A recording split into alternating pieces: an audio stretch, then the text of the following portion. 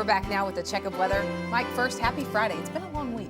It has. It has been a long week. You know, we had the tornadoes last weekend in the Midwest, which caused some issues, obviously. Well, speaking of big weather, I see a storm in the southwest. We were talking about the drought monitor and some dry areas in the southeast. Will any of it make it over that way? That's not moving very quickly now, but we do see that finally coming out of the southwest next week, and it very well could bring some nice moisture to the southeast. It's also going to spread some snow up the eastern seaboard, but we'll talk about that next week as we get closer to it. Right now, we're looking at a cold front right through the Ohio Valley, southern Mississippi Valley, producing some showers and in a few spots some thunderstorms.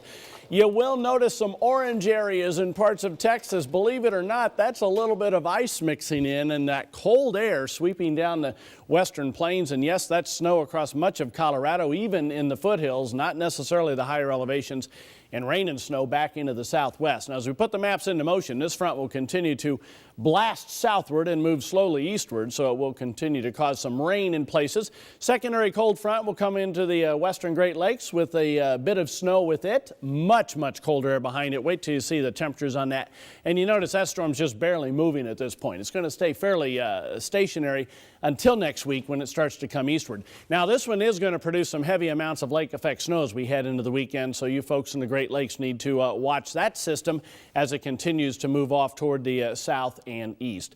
Now, taking a look at precipitation estimates over the past 24 hours, parts of northeast Texas into Arkansas and on up into the Great Lakes have seen some precipitation. As you can see, we'll add on the next 36 hours and we'll continue to add some along that front, but not quite as much farther northeast as you'll get in Arkansas and Texas. And look at the amounts of moisture in the southwest, even Southern California. This is one of those systems that actually gives rain to places that rarely get it in Southern California, especially along the coast. As far as snowfall estimates are concerned, heavy amounts already. Parts of Colorado, northern New Mexico, some across the plain states as well. Adding on the next 36 hours, we're going to add a fair amount in parts of the Great Lakes. And boy, look at New Mexico, northern Texas, and other parts of the Four Corner region. Temperatures you can see today very chilly across all the plain states. Only the southeast going to be on the mild side.